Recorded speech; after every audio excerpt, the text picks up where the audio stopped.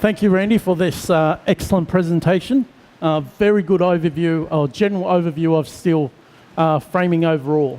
I think I've been coming in and out of, I suppose, Trinidad in one way or the other in conjunction with the, I suppose, Steel Frame Engineer Solutions or Anthony P. Scott for the last 10 years. And I've seen them grow a lot in terms of how they approach their construction, the amount of investment. I'm not talking about a monetary thing. I'm talking about the time, the effort they put in to something like this.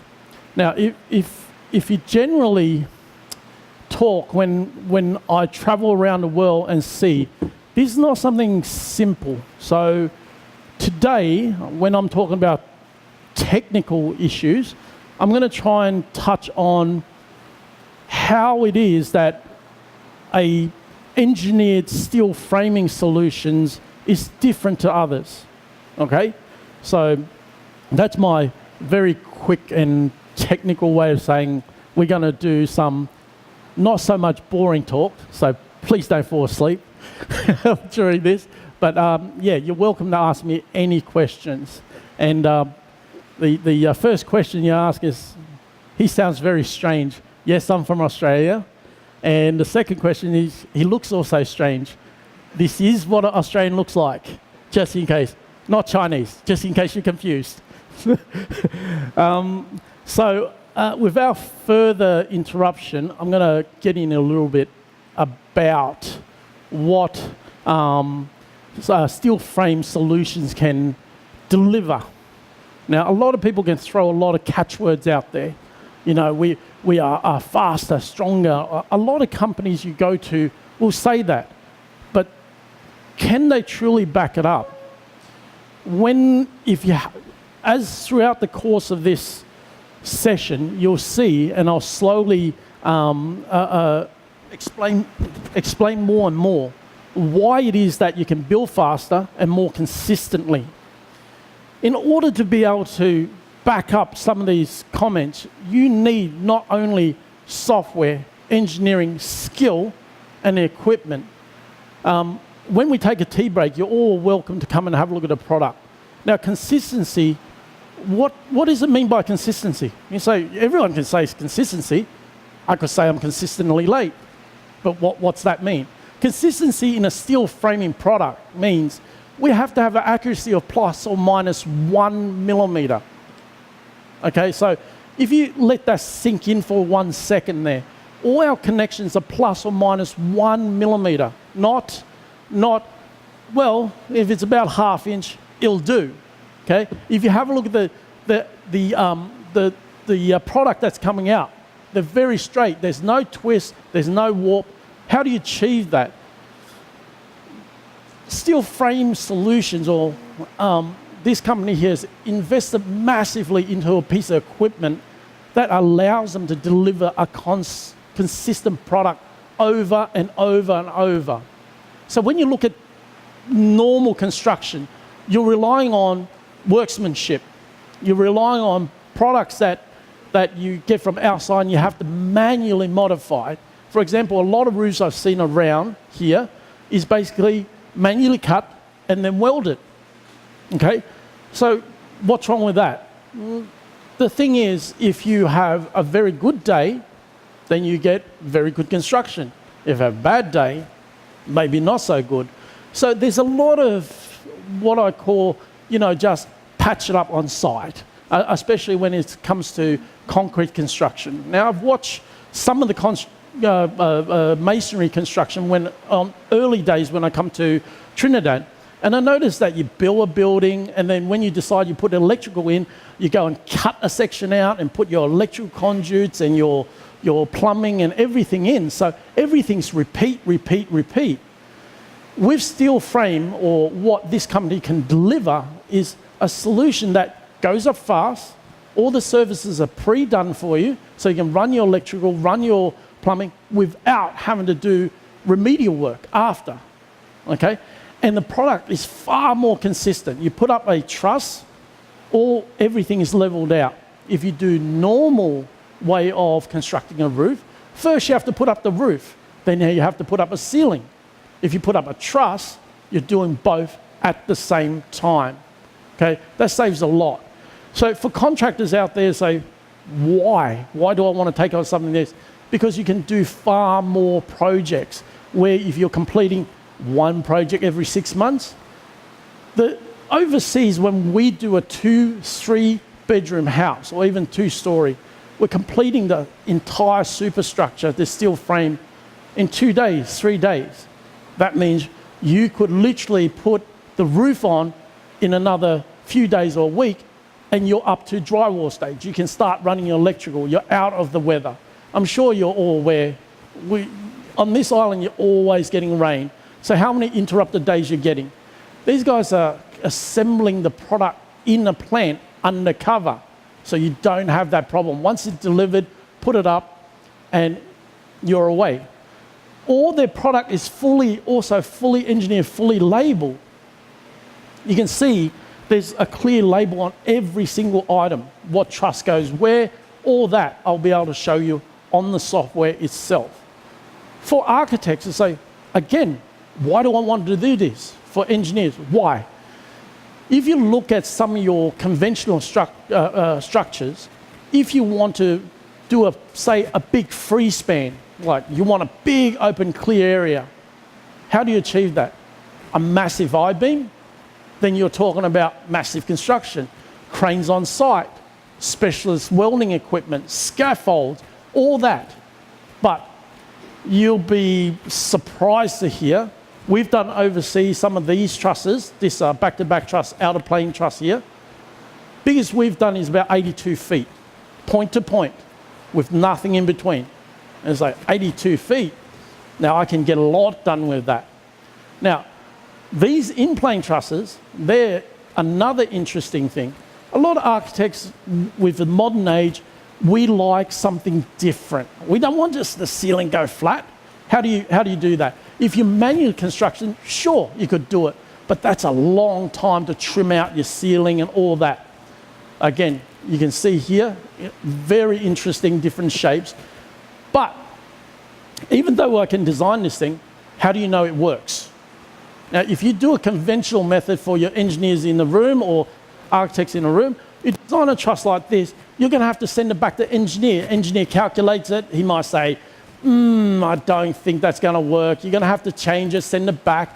And that back and forth process is a long process sometimes. We can show you in the software, we can do that in 5 seconds. I can live engineer this truss with modifications and do it in a second and prove to you what we can back what we say. A lot of people do trusses, floor joists, purlins, and they say, hey, I can do that too. I've got this fantastic span table here that covers things. What a lot of engineers and architects don't realise, span tables are great for one-off items, but the minute that you shift left or right of that, you don't comply. Now, trusses is a classic example why you need so much technology, engineered design, and so on and so forth. If you change even one web, one way or the other, the span tables will never cover it, because span tables are done to a specific set of circumstances, okay? So that's long enough to just speak about this. I'm going to do some software demonstration and expand further about what Randy talked about in seismic and hurricane and other design. How do you achieve that? Why do you do it? So I'm going to take some questions as I'm drawing some of these software up. Now, I suppose this presentation, this talk, is not your typical session. Like you see some TVs, you know, the cooking shows, and you say, I can cook fantastic, but here's one I cooked earlier. Isn't that pretty? I'm not going to do that to you. You've given up your time, so I'm going to do something live. If at any time you say, I want you to change that truss this way, I want to cut this, I want to do that, feel free to do it, right? I'm happy to entertain any reasonable requests. Just don't put your hand up and say, you said 82 feet, how about 100 feet? Try that and see if you can do that. Within reason, I'll do it in this session. And I'll also show you how this system can deliver consistently. Just because you can design something doesn't always mean you can build it. That's the most important thing that you would take away. These guys have such a wide range now. Their capability is far beyond what you can actually see or what you can actually achieve locally. A lot of people don't realise how wide this range is. That's just 2 of the trusses they've got. Now imagine these guys can technically deliver you a purlin, everything from what a 2-inch, all the way up to a 12-inch. And you say, so what? I can go down to the store and buy one. But have you seen anyone that can, I will speak metric now. You can buy 100 millimeter purlin, right? Can you buy 103? No. These guys can make it. They can make it in every millimeter. They can customize in every millimeter with different flange, different width, and different lip. That gives you a whole new way of looking at it. You'll also notice, I don't know if Randy's going to speak about this later, you'll notice these items are actually made so they can go together, which is something a little bit different, because when you buy a normal purlin, you're just going to buy a single purlin. What happens when you run out of strength on a normal purlin, engineers and architects in a room? What's your first answer? Make it thicker, pull more in, right? That's your answer. But if you have an exposed area, how do you make that look nice? It looks like steel forest up there when you just increasingly add more stuff, right? That's not always the answer. You can see some of these products is what we call boxable. We literally can make a rectangular section. And again, you guys can come up and kind of play with this a little bit and you'll see what we mean. Okay, so I'm gonna start on, I'm gonna start on a little bit of the software demonstration now and take some questions. Okay. Can everybody see this okay? So, this is what we've referred to as ProCAD. It's an AutoCAD-based system, but some of you will say, yes, we know what we're talking about. Some of you say, I don't really care. Please get on with it. Okay, so without further ado, I will. Okay, I'm going to sketch out a little roof for you.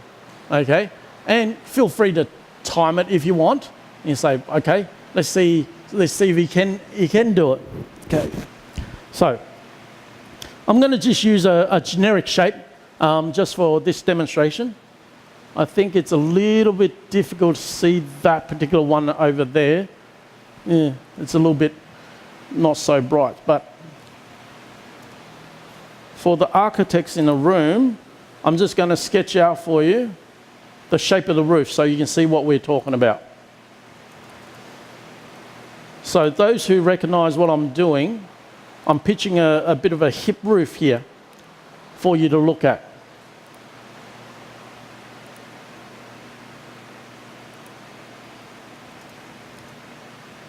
Okay.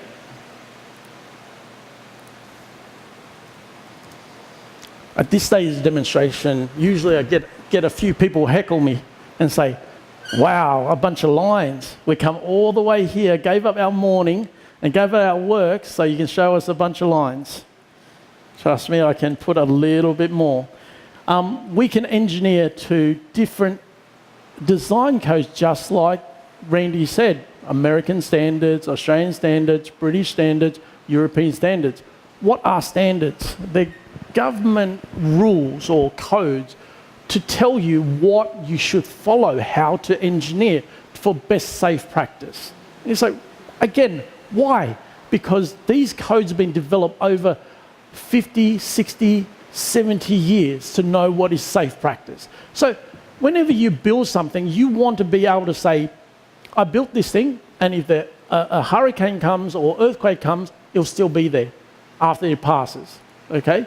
So that's why we follow these codes. So from here, I'm happy with most of the things. I'm just going to change this a little bit for you. I'm sorry you can't see what I'm doing on the screen, but okay.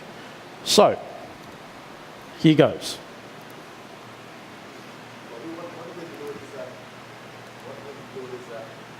I'll see in a minute. This screen is actually very difficult for me to see at the moment. So what I'm doing is actually literally laying out trusses. And you see there's a bunch of funny lines come up and you say, huh, those are the trusses? Believe me, they will be in 1 second. Okay, so this is the simple and pretty part. This is your roof, and I just designed it just right now. I didn't design it yesterday or whatever, but there's my little truss. And some of you who use something like Revit or anything like that say, I can do that too, no problem. I can do that using my software. But here's the bit that we all come here to see. Once I design my roof, the software can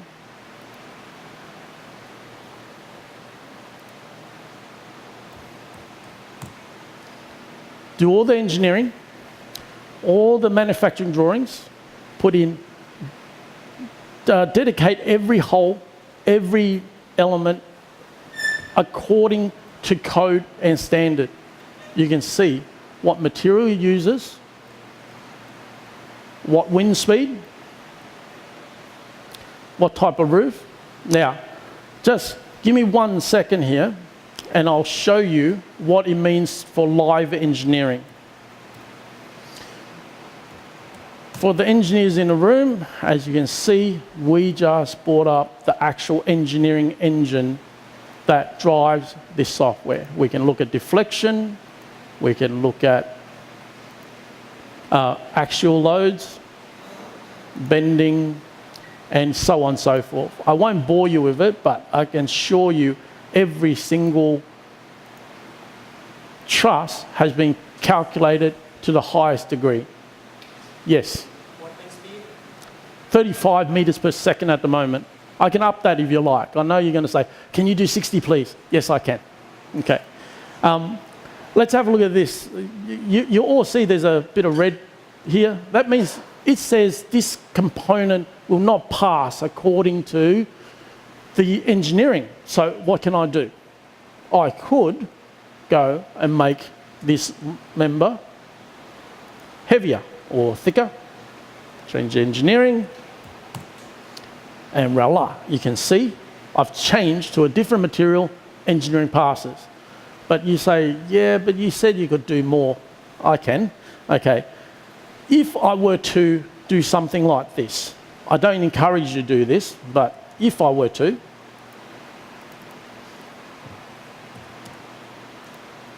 some of you might recognize I'm just using AutoCAD here just to change it. And is it really that easy? Yes, it will be.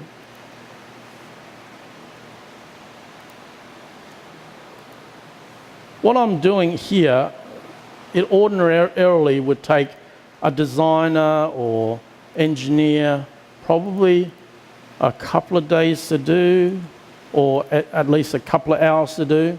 And that is, I'm going to give you a drop ceiling right here, right now, and engineer it at the same time.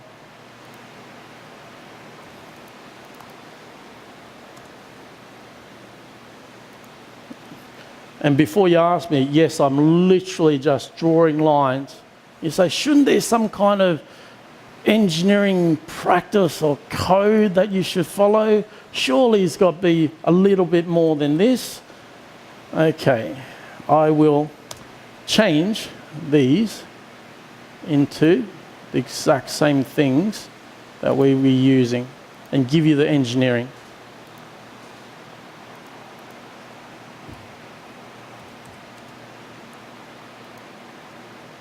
Just give me 1 second and then I'll give you a chance to ask questions. And we are done. As you notice, straight away the software says, boy, oh boy, did you make a bad mistake. You just completely destroyed your own truss. And this is what I did. With the wind load, with the way I designed it, say, oh dear, why is this strange person doing these weird things? That's because straight away I can go, hey, let's go in and add some support right here. Oh, sorry. The engineers in the room would have caught me out by now. You can't have a moment resisting connection on the pin. Please don't do it. And I say, okay, let's be more technical about this. I can only restrain it in one direction. Because I didn't want to, trick you in thinking that I can do something that I can't. And as you can see, I can go back through and engineer it live. I've now fixed it. Now, why go through all this? Why show you this? Because I want you to get a confidence is if you send steel frame solutions a project and you want all these tricky things to do, I want you to get a sense that these guys can do it consistently, deliver in a timely manner, and it will be safe. Because in conjunction with the consultant engineer, we're delivering a product that's far more consistent and technical than what's on the market today. Now, if you went and pitched this on your own with bits that you bought, you have no idea 100% whether it's going to work or not. You say, neither can you. Can you guarantee that? We can, because the machine will reproduce this exact truss to the millimeter exactly how the engineers have certified it. A lot of times that where you get a disconnect is the engineer wants this. Okay, he's got this ideal thing, draws it up beautifully. You shall put this web here and this here. Imagine a contractor on site or yourself on site and you go, how am I going to get like this exact thing consistently over and over and over and over? Machines don't sleep. They don't make mistakes. If you want a hole there, it'll put a hole there. If you want to cut this out, it'll cut this out. Okay? So that's what I mean by end-to-end consistent product, consistent production, and consistent product overview for you. Okay? So does anyone want to see something different here? Is there a question you want to say? Yes? Have you changed this here? Yes. Would it correct everything else as you go along?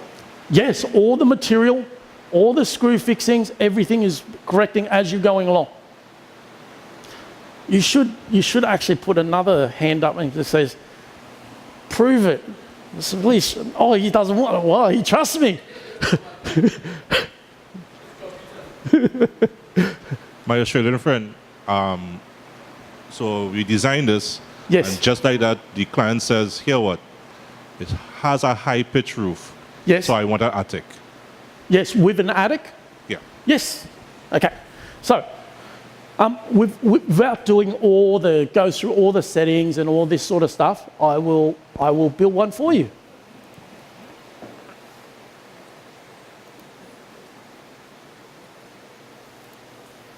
Okay.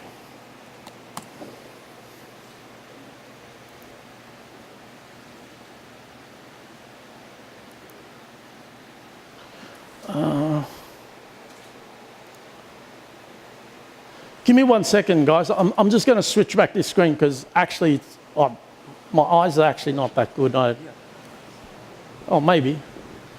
It'd help maybe if I wear glasses.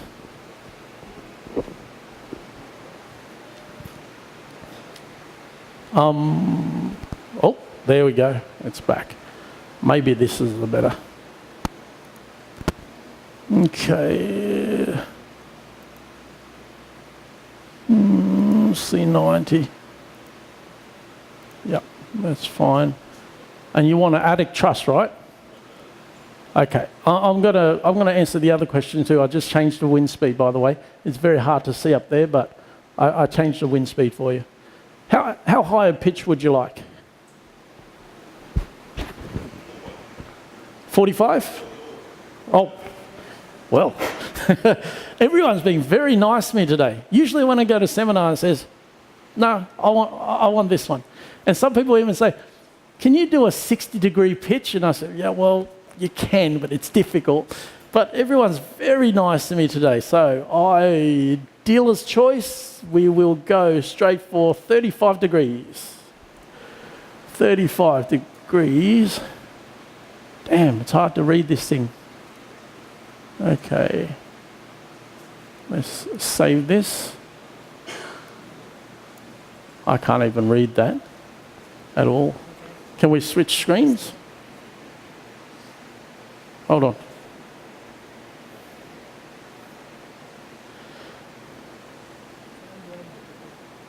What's that?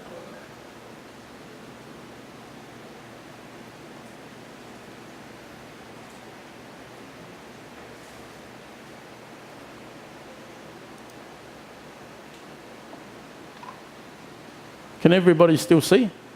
Okay. Perfect. Now we've got a chance. Okay. Okay. 35. So zero it out. Zero it out. Okay.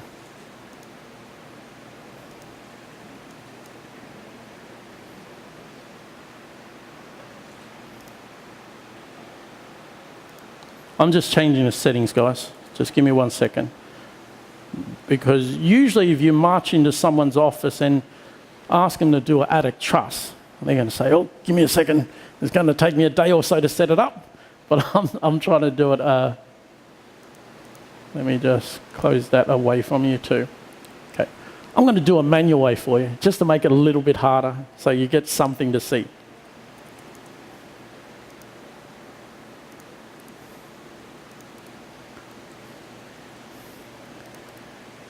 I could get the software to do it, but I'm feeling good today.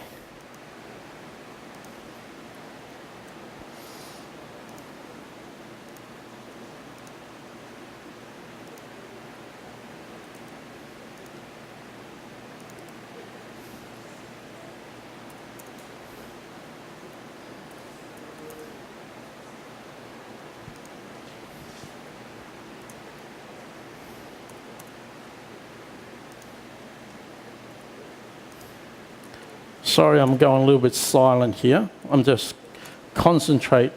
If you're familiar with me and you've met me before, you know I struggle breathing and walking at the same time. So drawing and thinking is well beyond my capabilities. I'm sorry about that. Okay.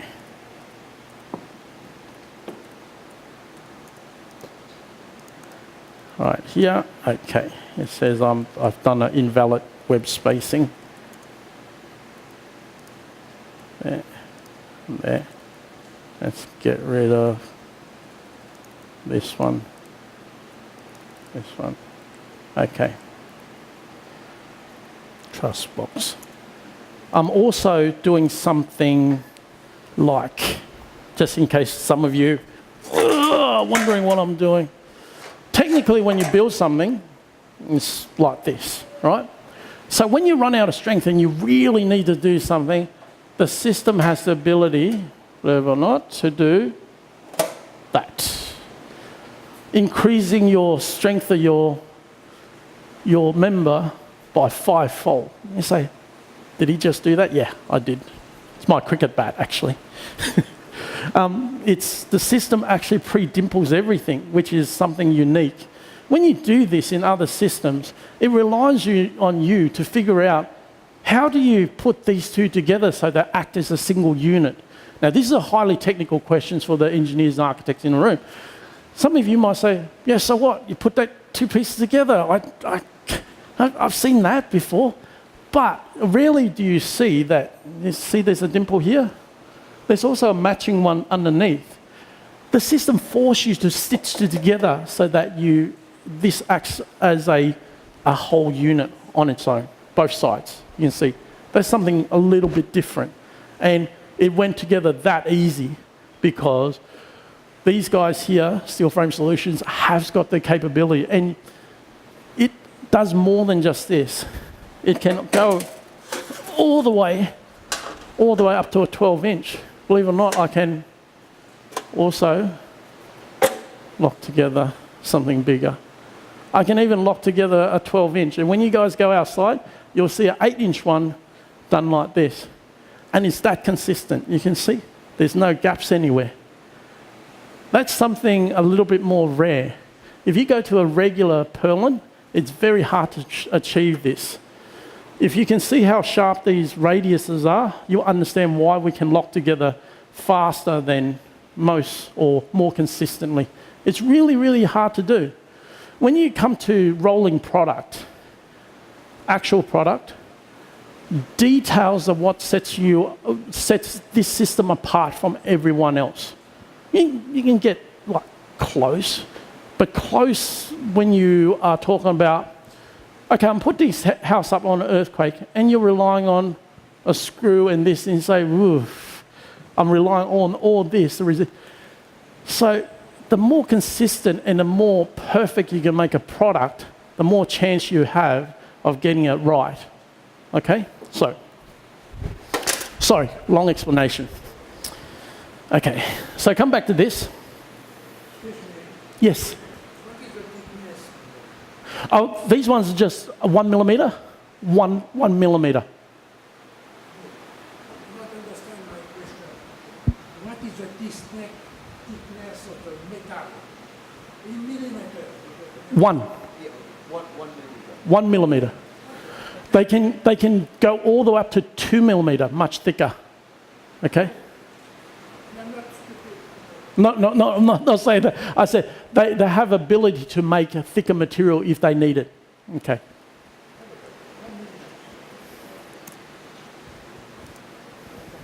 What's that? Oh, I've got another question, or? No, actually, my question was, we're seeing this type of roof shown.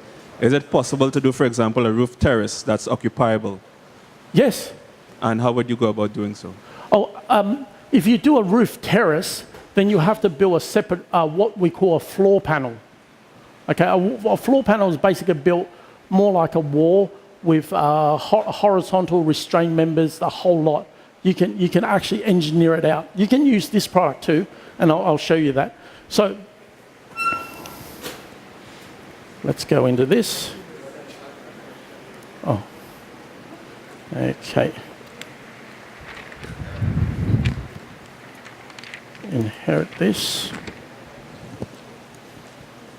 Sorry guys, I got distracted away from building a truss.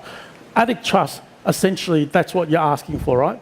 Yes, you can build it, you can engineer it, and you go right through it. Is there any other changes you want me to make into this?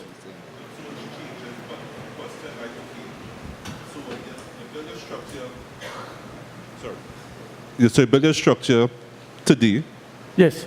and 3 years down the line, the client won the lotto.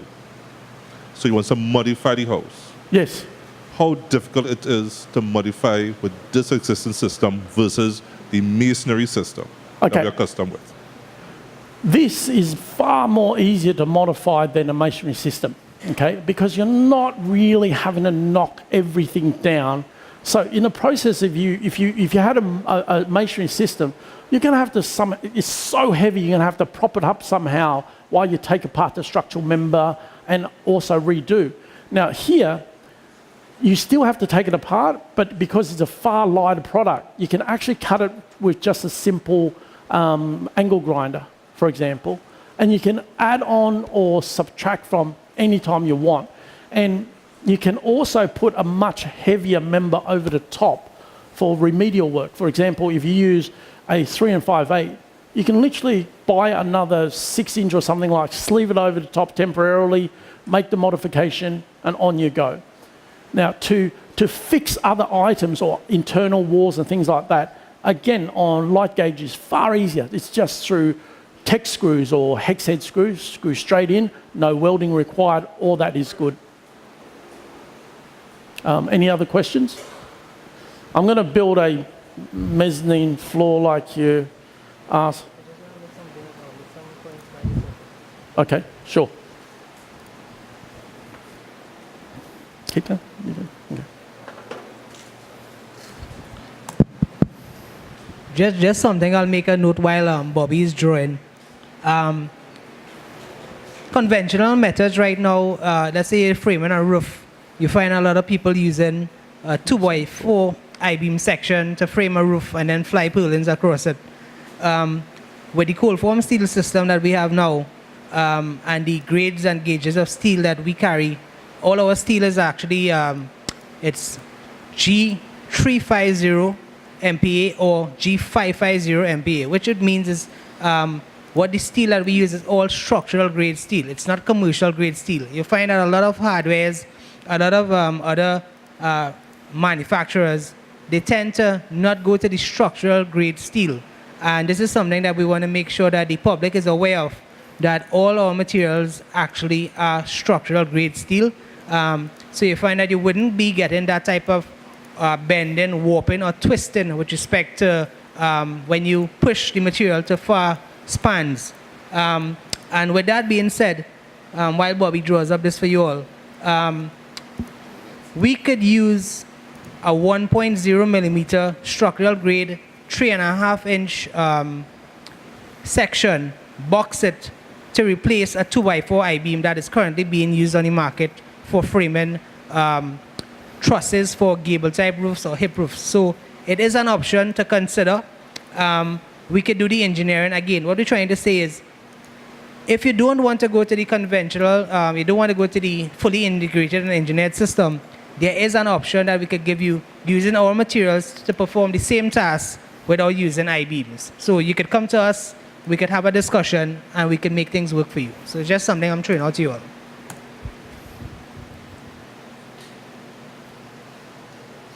I did a non-conventional shape for you just to prove when you do a terrace, I can basically picture any shape you want. This is a purlin floor I just did. Now you might look at it and say, yeah, that's quite pretty, but if you can have a look for your construction and for your design, the software even does the tolerance for you. Because if you ever put a purlin floor together without tolerances, you're making your floor grow, or it's very difficult to lock it together exact.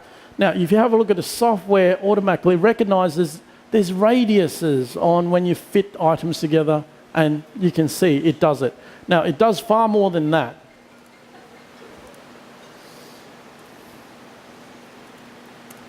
We can label every item for you, every single one. We can give you a full cut list on every single item, how long, how many, how much it weighs. We can give you all the connections. Now that one's going to be up to you. Plycem boards, you can put in cement, fibre cement. You can even use a timber floor cladding if you want. We would design it to whatever you need. Okay. Sorry? Oh, waterproofing. Okay. There's a lot of different roof waterproofing products out there. You've got that American product where you use a heat gun, all that, all the same. Yes? We don't do that, but you can buy that product out there. Last one before we go to a tea break. I don't know how many actually have seen something like this before.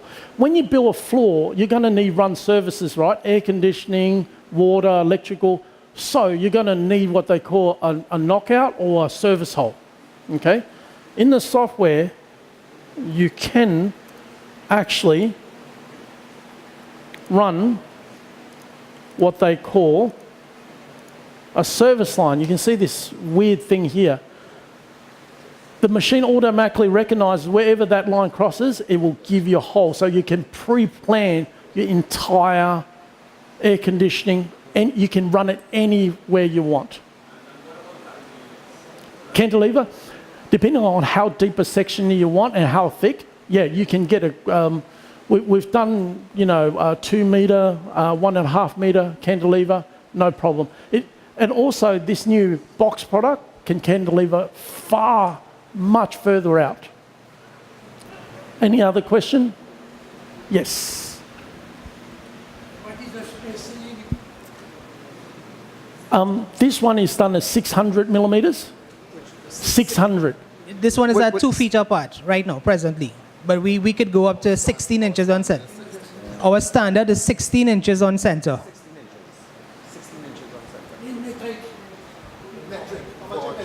400 millimeters.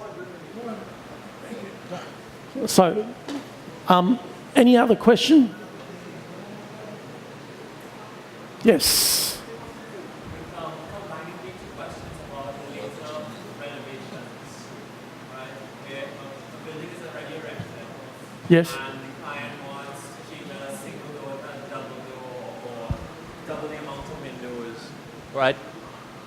For you to check that, you need the drawings Yes. from the original house. Yes. So it's very important that the client keeps their drawings, or will you keep their drawings? Well, I think We would normally have a data bank and a database in the system. What we ask is that clients provide all their drawings in architectural format, in CAD format, because you find that the paper type drawings tends to get, old and tattered over some time. But the fabrication drawings, We always have drawings, we will have an access to archive of that. all the fabricated drawings. So you will be able to facilitate. We'll be able to retrieve the drawings and archive from whatever time period you have. Great, thanks.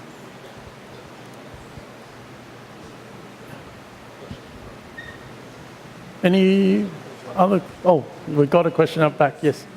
All right, I just sent you a little sketch there of a curved roof. You A curved roof. You think you could manufacture that with the system? Do we have a bottom chord, or is it just purely one single purlin? Single curve. It's a wave. Just so everybody's aware, the roof that he's talking about is what is in my hand right now. That's the shape. It's almost like an aerofoil type shape, similar to a wing of a bird or a plane. So, Okay. I'll answer this in 2 parts. If you were to doing a truss, I would say, yes, I can build a truss, but it involves a bottom chord. So in other words, I can curve it, and then you have the bottom chord to complete it. That's a truss format. Now that's a little bit difficult to achieve, but it's possible. What you're asking for is more akin to what we call a heavy steel solution, and what you guys are doing is actually heating the steel up and bending it to a certain shape. Technically, yes, we can produce a purlin and then send it outside and get it bent to that. The question then becomes, would you want to, in terms of costs? Take it over. There's no questions? Take a break and then we'll go on. okay, so if there's no other questions, we'll break for a tea break, and right after this, we'll break for 10 minutes, and right after this session, we'll come back and entertain some more questions. All right, I trust that everybody was able to stretch their legs, get some refreshments, use the washroom, interact and network a bit with everybody in the room. So what we're going to do right now is Bobby's preparing something for me. We're going to be showcasing, with respect to the engineering that we spoke about this morning, with respect to the uplift reports. Patrick, you could just switch the lights down for me, please? Yeah, we're just going to show a detail, showing the engineering behind the software with respect to uplift and how the software deals with that issue.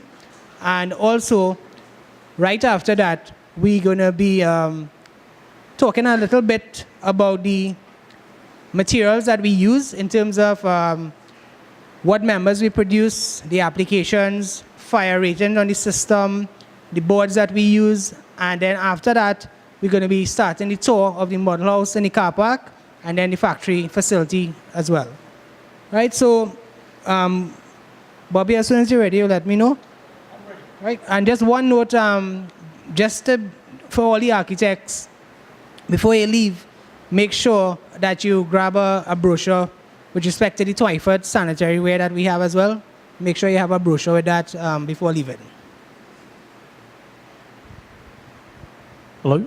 Okay, just quickly, I quickly set up a roof here under 55 meters per second. Now we can do 60, we can do whatever you want. Okay, so this is a roof that's under a certain wind load. Now, sorry. Most of you realize wind doesn't just behave in a certain way. Everyone thinks this wind's just going to come along and it's pushed the roof off the building. It doesn't work that way. You've got something called negative wind pressure. In other words, it comes along and tries to actually lift your roof directly off. So, how do you know, how do I fix this roof down onto my building? The software, fortunately, has a module built into it to very quickly deal with it. As you can see, it calculated against the wind. It says, I need 8.8 kilonewtons of downward force to hold that truss down. What do I do with that? Okay, so inside the software, again, we've already done the details for this company here on how to, some solutions, not all the solutions. That's one of the connections via brackets.